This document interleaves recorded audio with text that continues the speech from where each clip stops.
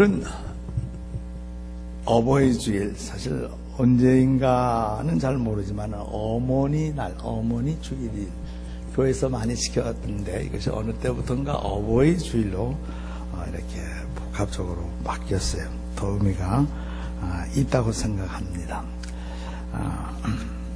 오늘 글을 보니까 앙케이트에서 조사한 결과인데 세상에서 가장 아름다운 단어가 뭐냐? 여러분들 잘 아시죠? mother, 엄마다, 어머니다 라는 얘기예요. 아버지가 둘째가 되는 줄 알았는데 아버지는 두 번째가 아버지가 두 번째랍니다. 그냥 제일 처음에 사랑이 제일 먼저가 아니겠나 생각을 했는데 그랬다고 그래요. 사랑은 네 번째로 내려갔다.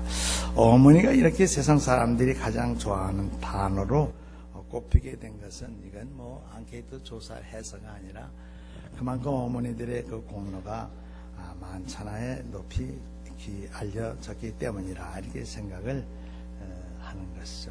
오늘 아버지 주일, 어머니 주일 복합해서 어버이 주일로 섬기시는데 10계명 가운데에 5번째 계명, 저 5계명이 부모를 공경하라. 그리하면 내가 땅에서 오래 살리라. 신명기에는 땅에서 오래 살고 복을 누리라. 에베소서에 보게 되면은 네 아버지 어머니를 공경하면은 땅에서 잘 되고 오래 살리라, 장수하리라 그랬어요. 이 말씀을 우리가 종합해서 우리가 보면은 사실 부모님을 섬기는 것은 축복의 통로다, 이런 결론을 얻게 됩니다. 세상에 나가서 열심히 일하는 것도 좋지만은 부모님에게 잘하는 것은 하나님의 말씀을 따라가는 가운데 복의 길로 들어서게 되고 복이 따라오게 된다 하는 말씀입니다. 유대인들은 부모들이 자녀들에게 축복하는 것이 하나의 관습이요 전통으로 되어 있어요. 노아도 세 아들을 셈함 야벳 세 아들을 축복했죠. 아브라함도 이삭을 축복하고 이삭은 또 야곱을 축복했어요. 물론 예수도 축복했지만 예서를 축복하고 싶었으나 사실상 야곱이 복을 가로챘어요. 근데 야곱이 그 복을 받아가지고 유다와 12형제를 다 아들들을 축복하는 가운데 특별히 요셉의 두 아들을 축복했어요. 그런데 유다와 요셉의 두 아들에게 축복한 것이 그대로 다 이루어졌어요.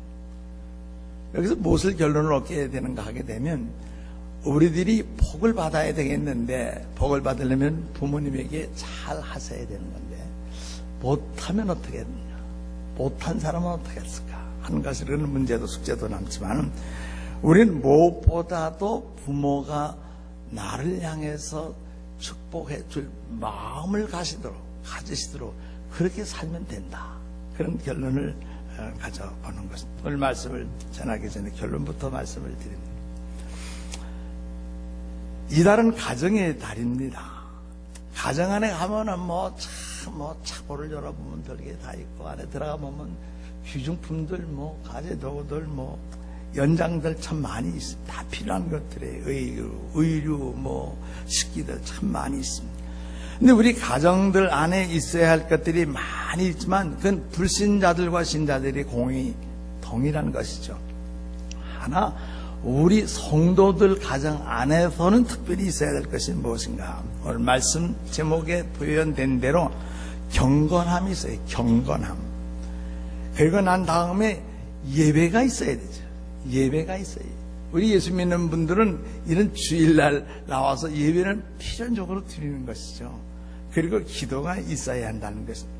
아무리 한 국가에 우수한 헌법이 제정이 되고 법률과 세칙들이 우수하게 다 나열이 된다 할지라도, 그리고 나가서 그 땅덩어리에 묻혀있는 자원이 무진장 파묻혀 있어서 풍부하다 할지라도 그 땅에 사는 가족들이 훈련이 되어 있지 아니하고 그리고 사회 질서와 공중 도덕의 기초가 되어 있지 않으면 그 땅에 살고 싶은 사람들이 몇 없을 겁니다.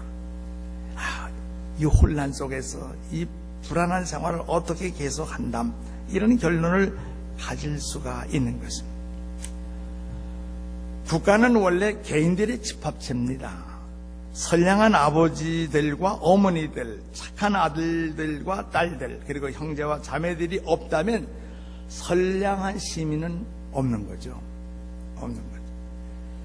모 국회의원의 아들 19살짜리가 한 말이 큰 파문이 돼서 논란의 시비의 대상이 되고는 있지만, 그가 한 이야기가, 국민이 모여서 국가를 이루는데 국민이 미개하니까 국가도 미련한 것이다. 19살짜리 재수생이라고 합니다. 어른스러운 말을 했다는 사람도 있고 비판하는 기자들의 말도 있긴 하지만, 옳다 그러다 보다도 하여튼 칭찬의 댓글들이 많이 떠오르는 것을 봤습니다. 오늘날 이 사회가 극에 달할 정도로 부패하고 정말로 민도가 어떻다 저떻다 할 정도의 우리 한국의 상황이 이렇게 되다 보니 참 이 원인이 도대체 어디에서부터 왔을까? 이게 행정부의 문제였는가? 이것이 국회의 문제였는가? 이건 경찰청의 문제였는가? 해양경찰청의 문제였는가를 따져보기도 전에 저는 이렇게 생각을 해봅니다. 이런 문제 원인을 이렇게 본다면 우리 가정생활로 돌아가야 되겠다. 가정생활로. 아니, 대통령이 어떻게 그 책임을 져, 그걸. 어디 국무총리가 물바가 됐으면 어떻게 그걸 책임을 져야 한단 말이냐, 그 말이죠.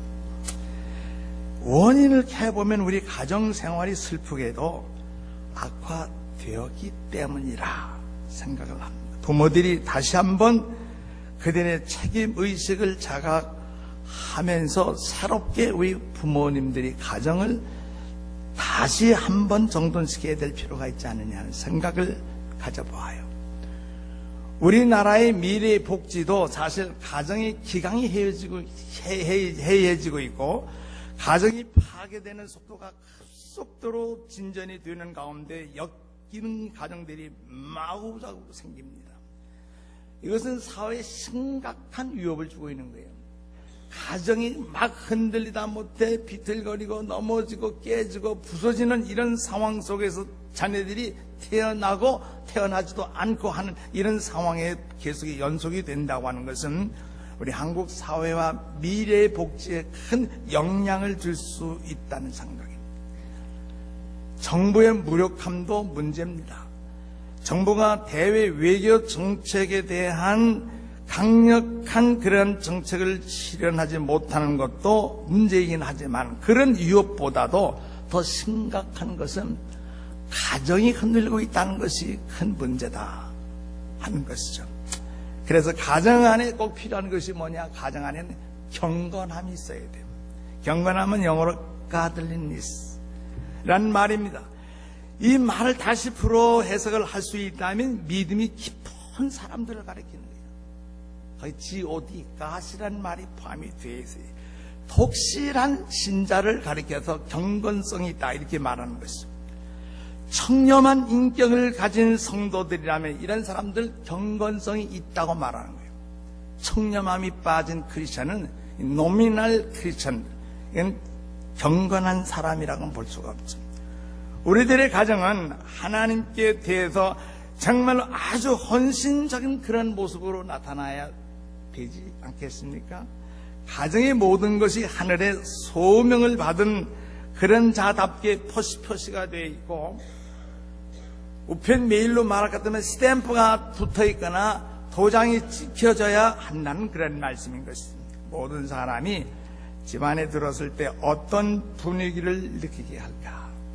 늘 우리 교회를 처음 들어오실 때 분위기가 있을 것이고 우리들이 처음 방문하는 그 집에 분위기가 있어요. 필링이 있다는 사실이죠. 만일 어떤 사람이 내 집에 들어왔을 때 어떤 분이 여러분의 집에 하루를 머물기 위해서 들어서거나 잠시 방문을 했다고 할 때에 어떤 느낌을 느끼도록 여러분들은 기대를 하십니까? God is here. God is here. 하나님이 여기 계시다 하는 이런 느낌을 줘야 되지 않겠습니까? 가정생활, 패밀리 라이프의 최고의 목적은 경건한 가정이 되는 거죠. 그렇게 하면은 모든 것, everything else, 모든 것이 거기로부터 따라오는 거예요. 가정이 건실하고 가정이 생동감이 있고 영성이 있고 경건성이 내재되어 있다고 한다면 거기로부터 모든 것이 subordinate, 종속이 되고 따라오게 된다는 것입니다. 그래서 우리 가정이 살면 사회는 사는 거예요. 사회가 제대로 되면 국가는 든든한 거죠. 가정 안에 불신앙적인 요소가 들어올 때에 재난이 다가오는 거예요. 여러분, 이번에 세월호 참사가 있었습니다만은 그 선장이 선장답지 못한 이러한 사건이 어떻게 일어나느냐? 그분은 가정교육이 안 된 사람이라고 봐야 돼요. 물론 내가 그 입장에서도 내가 살아봐야지 하지만 그러나 책임을 몰라. 그 타스크를 모르는 사람이에요. 그 직무를 오피스가 뭔지를 몰랐다는 사실이죠. 그건 가정교육에서부터 잘못됐다고 봐야 된다 하는 것이죠. 어느 식당을 갔더니 중국인이 십싱크가 어떻게 되냐 너희 나라. 큰 문제다. bad sea다. bad news다. 그랬더니 선장이 어떻게 되느냐를 물어봐. 그래서 내가 농담을 했어. He's not Korean. 그래서 하하 웃어버리고 말하는 사람들. 유명한 케이스가 있어요. 그것은 엘리의 가정이 무서울 정도로 황폐해진 것이에요. 사무엘상 3장 33절 보면 내가 그의 집을 영원토록 심판하겠다고 그에게 말한 것은 그 아는 죄악 때문이니 이는 그가 자기의 아들들이 저주를 자청하되 금하지 아니하였습니다. 전도자의 가정의 신분은요 항상 이 시험대에 올라 있습니다. 저부터 마찬가지입니다. 만일 그가 자기 가정을 제대로 다스리지를 못한다면 신성한 직분에서 그 퀄리피케이션은 박탈이 되는 것이죠. 디모데전서 3장 4절과 5절 보게 되면 자기 집을 잘 다스려 자녀들로 모든 공손함으로 복종하게 하는 자라야 할지며 5절 보면 사람이 자기 집을 다스릴 줄 모르면 어찌 하나님의 교회를 돌보리요. 저는 이 말씀을 항상 두렵게 받고 있어요. 설계자의 자녀들은 불신앙적인 사람들이 어디를 가서 살든지 간에 없어야 되는데 이 자녀들이 어떻게 살지 지금까지는 몰라도 어떻게 살아갈지 이건 미지수거든. 그러니 날마다 우리는 함께 이 염려 중에 기도를 할 수밖에. 저는 여간 조심스러운 일이 아니에요. 옛날 속담에 자식 가진 사람 입찬소리 하지 말라. 입찬소리 하지 말라. 제 자식이 없으면 몰라도 자기도 자식을 기른 사람이 남의 자식 이렇다 저렇다 말 못한다 그러니 그 말이 동망난 거예요. 자식을 가진 사람은 남의 자녀에 대해서 이야기를 못하게 돼 있습니다. 한편으로 어떻게 보면 그러나 모든 성도는 전도자라는 의미에서 생각을 해본다면 우리는 모든 신자들은 다 자녀들을 잘 가르치는 책임이 없는 게 아니지 않느냐는 것입니다. 특별히 우리는 그 책임이 있는데 특히 영적으로 양육을 잘해야 돼요. 영적으로 잘. 밥 잘 먹이고 인류학교 보내고 그야말로 가요공부 선생 특히 연마시켜서 좋은 자녀들이 되는 게 괜찮아요. 근데 영성이 빠져서는 안 되겠다는 것입니다. 여러분의 가정은 하나님의 영광을 위해서 정말로 받쳐지고 있는지, 여러분의 지붕 아래 어떤 한 분이 방문을 한 사람이 있다고 가상을 합시다. 하룻밤을 좀 지내게 됐어요. 친구든지 손님이든지 친구의 부탁을 통해서든지 모르는 사람이 들어왔을 때 내 가정에 하룻밤을 주무시고 가는 사람에게 무슨 분위기를 보여주고 싶은가 하는 것을 질문하고 싶어요. 모든 것이 하나님의 말씀대로 잘 정돈된 분위기 그것입니까? 혼잡스럽고 요란스럽고 그리고 세속적인 사치와 욕구적인 그런 전시물들이 있지 않은지, 남편과 아내는 생명의 은혜를 유업으로 함께 나누는 자로서 베드로전서 3장 7절에 말씀하고 있는데 손님 앞에서 부부가 티격태격하거나 싸우는 모습을 보여주고 손님을 하룻밤 재워 보낸다면 그게 되겠느냐는 자녀들을 주의 교양과 훈계로 양육하고 있다는 사실, 이걸 보여줄 수 있어야죠. 너희들은 자녀들을 주의 교양과 훈계로 잘 양육하라고 그랬는데 같이 한밤을 자는 그 손님이 볼 때 이 집은 가정 예배를 드리는 거예요. 안 드리는 거예요. 이런 식으로 가면 안 되는 거죠. 공손함으로 자녀들을 복종하게 하면서도 집을 잘 다스리는 자가 되고 있는지 디모데 전서 3장 4절은 우리에게 교훈하고 있는 거죠. 방문자들이 부모의 경건심을 보면서 감동을 받을 수 있는 사람들이 돼야 돼요. 우리 자녀들이 부모를 볼 때에 참 존경스럽습니다. 감동적입니다. 이런 자녀들과 함께 살아가는 사람들이 되고 싶지 않습니까? 경건한 가정들의 신뢰들이 있어요. 믿음의 조상이었고 하나님의 친구였던 그 사람 이름이 아브라함이었습니다. 그는 가정이 경건했다는 사실을 쉽게 우리가 발견하게 되는데, 그래서 그는 하나님으로부터 복을 받았어요. 가정의 경건성이 계속 머무르면 그 결과는 거기에 복이 따르게 돼 있다는 것이에요. 창세기 18장 19절. 그가 그로 그 자식과 권속에게 명령하라는 거예요. 여호와의 도를 지켜 의와 공도를 행하게 하려고 그를 택하였나니 이는 나 여호와가 아브라함에게 대하여 말한 일을 이루게 하려 함이라. 하나님은 아브라함이 자기 자녀를 가르칠 때에 슬슬 비유나 마치고 자식들 좋은 대로만 길러라 이렇게 하기 위해 아브라함을 택한 것이 아니라 명령을 해서라도 자녀들을 그리스도와 하나님의 사랑 안에 들어오도록 그렇게 이끌게 하기 위해 택했다, 그렇게 말씀하셨습니다.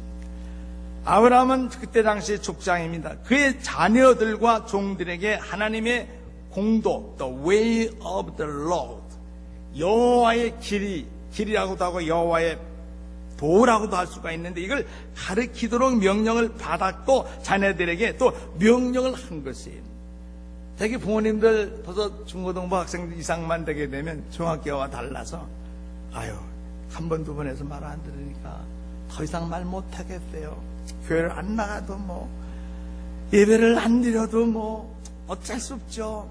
왜냐면 이게 상처 줄까봐 그래요. 그런데 그게 좋은 방법이기도 하면서도요, 하나님은 그 아이들에게 명령을 해서라도 그리스도 하나님의 사랑 안에 들어오게 하라고 말씀하시는 거예요. 그래서 자녀들이 너무 무서워서 우상적인 존재가 되면 부모가 빨려 들어가면 야중에 걷잡을 수가 없어요. 그 하나님은 오늘 우리에게 자녀들에게 명령해 가면서 하나님의 도를 가르치라고 말씀하십니다. 하나님은 가정의 머리로서 부모를 주셨어요. 아버지 그 이름 자체가 머리예요. 어머니도 아버지와 하나이라는 의미에서 가정의 머리나 다름없는 것을, 그 권위를 주신 것을 우리는 잃어버리지 말고 그 권위를 잘 수용해서 우리 가정 안에서 우리 자녀들을 제대로 키우면 사회는 반듯하게 되는 것을.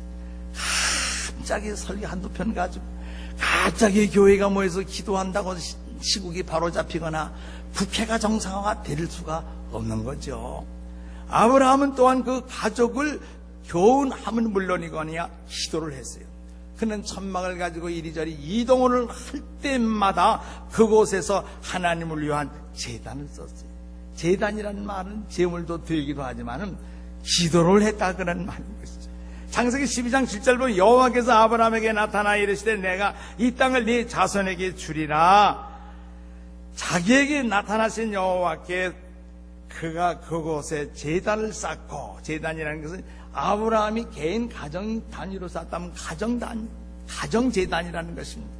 여러분들 집에 돌아가면 가정 식구들이 몇 식구든지 가정 예배 드리는 것이 가정 단을 쌓는 것입니다.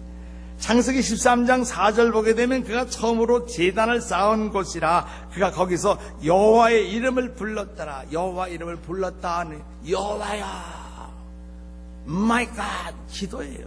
찬송도 되는 것입니다. 이 예배를 제대로 드리기 시작한 그곳에 바로 단을 쌓았다는 것, 질문이 있다고 한다면, 만일 우리가 아브라함의 행한 것을 행치 아니하고 가정 예배 제단을 게을리하거나 무관심을 하면서 과연 우리는 아브라함의 자손이라고 할 수 있을까요? 아브라함이 행한 일을 우리는 무시하고 있으면서 우리가 스스로 나는 아브라함의 후손이다, 자손이다 말할 수 있겠느냐는 거예요. 예수님께서 요한복음 8장 39절 보게 되면 이르시되 너희가 아브라함의 자손이면 아브라함이 행한 일을 해야 할 것이거늘. 아브라함이 행한 일을 해야 할 것이거늘. 아브라함은 장소를 옮길 때마다 예배를 드렸어요. 단을 쌓다 그 말인 것이죠. 아브라함과 비슷한 거룩한 사람들이 성경에 더러더러 있는데 여호수아는 이스라엘 전 백성 앞에서 선포하기를 그의 경건성을 나타내 보이게. 나와 내 가정은, 나와 내 식구들은 그 말이에요. 나와 내 패밀리 멤버들은 여호와를 섬기리라. 여호와를 섬기리라. 이 여호수아의 경건성을 드러내고 있다는 사실이죠. 다윗이 하나님의 법궤를 예루살렘으로 찾아오면서 너무 기쁘고 감사해서 기뻐하면서 노래를 하다가 이제 그 축제를 마쳐놓고 집으로 돌아갈 때 자기 가족을 축복하러 갔다 그랬어요. 축복이라는 말은 여러 가지, 기도하러 갔다 그 말이에요. 다윗은 식구들과 앉아서 기도할 수 있었던 신앙의 표시가 드러나고 있다는 사실. 사무엘 6장 20절. 거기에 한 가지 더 우리들이 예를 첨가시킨다면 욥의 경우를 이용할 수가 있는데, 욥기 1장 5절 말씀을 보게 되면 그는 아침마다 일어나서 아들 7, 딸 3, 10남매의 이름을 불러가면서 그들이 범죄한 것을 욥이 대신 회개하는 기도를 드렸더라. 그러면서 마지막에 뭐라고 그러는지 아세요? 욥의 행위가 항상 이러하였더라. 욥은 날마다 자녀들이 나가서 무슨 짓을 하는지, 따로따로 살림을 어디가 여행을 하든지 농토에 가서 일을 하든지 간에 무슨 일을 하는 중에 잘못이 있을지도 모릅니다. 그 잘못이 있었다고 한다면 그 아버지가 대신 그 죄를 다 용서를 비우는 기도를 해주었다는 거예요. 신약에 와서도 디모데의 경건성을 바울 사도는 자기 제자의 경건성을 자랑합니다. 디모데 후서 1장 5절 보게 되면 바울은 디모데가 너는 어려서부터 성경을 배웠다는 거야. 너 왜 내 어머니한테서 배웠고 어려서부터 너는 성경을 잘 알았는데 네 외할머니로부터 너는 배웠지. 칭찬을 듣고 한 가운데 그 무엇을 우리가 얻을 수 있냐면 디모데의 경건성을 볼 수 있어요. 디모데의 그 godliness. 디모데의 경건 교육이 잘 되어 있었다 그 말인 거예요. 이렇게 산다면 우리는 아브라함의 자손인 거예요. 이렇게 살면 우리는 이름만 아브라함의 자손이 돼서는 안 되는 거죠. 날마다 가정재단을 쌓고 계시는 분도 계시겠죠. 혼자 기도하는 것이 좋지만은 혼자 기도에 별 힘이 없다, 충분치 못하다 하는 분이 계시면요, 가족 단위로 예배를 드리시는 게 참 좋습니다. 부부도 좋고 가족으로 하나님께 예배는 하나님을 존중하는 게 adore, respect, 하나님을 높이는 게 praise. 여러분, 하나님을 존중하면요, 하나님은 존중만 받고 그냥 기분 좋다 이렇게 하지 아니하시고, 사무엘서 보면 나를 존중히 여기는 자를 내가 존중히 여긴다는 게, 여러분, 사람에게 존중받는 거하고 하나님 앞에 존중받는 거는 질과 차원이 다르다는 사실인 것이죠. 그러므로 혼자 기도해도 힘이 없다 싶을 때 가족 단위로, 이 그룹 단위로 교회 집회에 나와서 예배 드리는 건 이건 퍽이나 좋은 것이죠. 날마다 가족과 함께 죄를 고백하고 하나님의 자비를 베풀어 주신 것을 생각하면서 가족 단위로 감사하는 거야. 너는 이만큼 자랐지, 이런 일이 있을 때 어려웠지, 하나님이 또 건강케 하시고 통과하게 했고 또 이런 복을 주셨구나, 감사하시고. 그래도 또 내일을 살아가기 위한 더 많은 복이 필요하면은 하나님 앞에 도움이 필요합니다. 내일 또 시험이 오고 다음 달에 또 뭘 해야 되고 또 무슨 기업을 새로 창설해야 되고 뭐 하게 되면 하나님의 도움과 축복을 필요로 하지. 그때 하나님 앞에 식구들이 모여서 찬송하고 성경 읽고 기도한다면 이 멋있는 가정이 된다는 것이죠. 어떤 일 말하기를 기도가 없는 가정은 지붕이 없는 집이라는 거예요. 여러분, 집을 지을 때 지붕 없이 짓는 집이 없잖아요. 근데 지붕이 많이 없다고 가상하면 폭풍이 들이닥치면 모든 것이 날아가리라, 그렇게 얘기를 했습니다. 가정 예배는요, 존엄스럽게 진행되어야 되고 신중하며 정직하게, 그리고 짤막하게 10분 넘기지 아니하도록 자녀들과 함께 볼 때에는 10분이라도 간단하게 우리는 끝내. 우리가 기도를 하게 될 때 그 웅변적으로 기도해야만 되는 것으로 알아서 참 걱정들 많이 하시는데, 여러분, 웅변적으로 기도를 못한다 하더라도 기도에는 진실성만 있으면 돼. honest, sincerity. 이 진실성만 있으면 되는 것이죠. 그래서 우리들이, 젊은이들이 지루하지 아니하도록 간단간단하게, 우리는 아이들이 지루하지 않도록 간단간단하게 예배를 자주 드리시는 것이 참 좋습니다. 가정예배의 축복은요, 가정예배의 축복과 유익은 계산할 수가 없어요. 첫째로는요, 가정예배를 계속 드리게 되면 그 가정 안에는 죄가 못 들어와요. 프로텍트가 됩니다. 죄가 없는 가정에는요, 쌓일 것이 하나님의 은혜 다음에는 평강이 오고, 평강 다음에는 세상 것, 하나님의 축복 다 들어옵니다. 그래서 하나님의 위엄과 권위감을 가지고 예배 드리게 될 때는요, 죄가 들어오지 아니하므로 그 가정에는 아주 부부가 첫째 행복하고, 부모와 자녀의 관계가 아주 릴렉스하고 아주 기쁘게 진행합니다. 두 번째, 가정 예배는 하나님의 인재의 축복이 있습니다. 마태복음 18장 두세 사람이 모인 곳에 내가 그들과 함께 있으리라. 가정 예배의 문을 딱 열기 시작할 때 하나님의 인재, be present, 하나님이 인재하셨다는 사실이죠. 그래서 개인 기도의 효과가 별로 그렇다 할 분들은요, 가정 예배를 드리시기를 바랍니다. 가정의 달이 되어서가 아니라 우리 평생 살아가는 데 있어서 자녀들을 위해서 우리가 기도할 일이 얼마나 많아요. 자녀들을 위해서 축복해야 됩니다. 자녀들을 위해서 여러분들 마음껏 기도를 해 주셔야 되는 것이.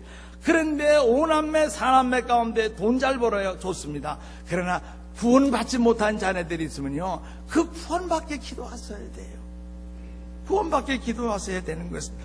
그래서 부모님이 자녀들에게 줘야 될 최대의 선물은 기도예요. 기도입니다. 부모님을 또 자녀들은 잘 모시고 어른들을 잘 공경을 하셔야 되는 것입니다.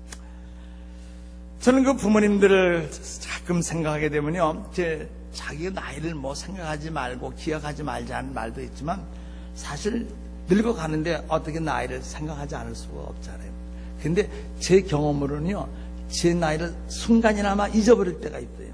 어느 때인가. 육신은 늙어가서 모습과 후패하는 모습을 잊어버릴 수가 없는 것이고, 부인할 수가 없는 상황이지만, 이따금 그 어머님의 사랑을 기억해봐요. 손이 부르트스러고 그냥 한약을 짜서 그냥 맷째를 재서 그냥 굳은 살이 배우도록 그걸 먹여서 아들 살려보려고 그렇게 애태우고, 새벽마다 금식하면서 그냥 기도에 날아다녔어요.